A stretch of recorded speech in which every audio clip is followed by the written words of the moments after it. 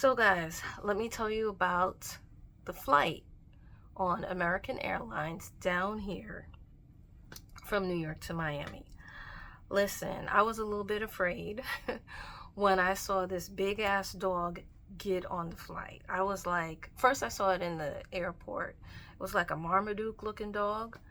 And I was like, oh, I hope that's like security or something like that. So I was like really nervous because, to be quite honest with you, small dogs are okay, but those big dogs, I'm not good with all of them. Some of them, yes, but many of them, no. And I was like, oh God, please, please, please don't let me have to sit next to them. And my prayers were answered, and I did not have to sit next to that dog. Believe it or not, it was quiet the whole entire time. The couple, they sat in the first row, first class. The dog was on the ground. It did not have a muzzle. I I did see him with the leash, but I didn't see him holding the leash once, all three of them were inside of the airplane. So it was good. I was okay. The plane, to be honest, the person that um, was a little annoying, but not too much. It's not too much to really talk about. Was a person that I didn't think would be annoying on the ship. So there you go.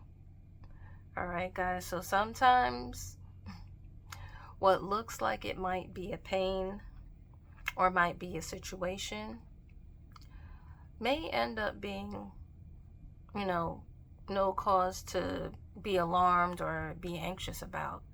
But the one that you sleep on, the one that you think everything is going to be okay, that person might be the one that annoys you a little bit more than you expected.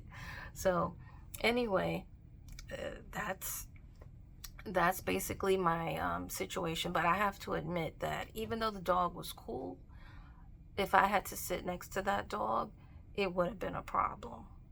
It would have been a problem.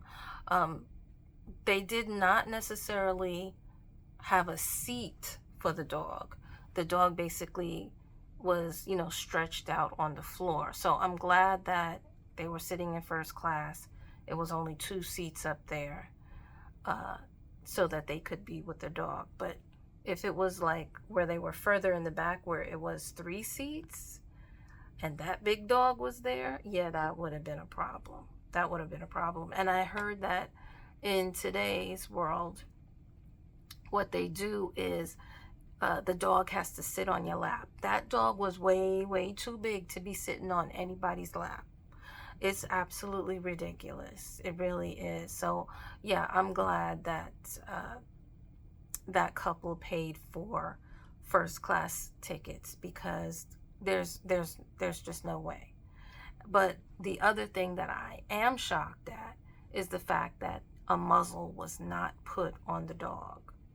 I still feel, though, even though the dog was good, I still feel as though people should have a muzzle or be required to put a muzzle on their dog when they are either traveling by plane or even by train, to be honest with you, because the quarters are just a little bit too close for comfort.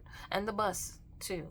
I really feel as though it should be a requirement, because yeah, they're going to be looking at lawsuits. They're already dealing with lawsuits because there have been people who have been attacked by animals while they were traveling. Animals that did not belong to them, that did not have muzzles. But anyway, listen, let me know in the comment section what you think about this whole situation about people traveling with pets, particularly not the small ones, but the huge, huge ones, the ones that come up to your hip.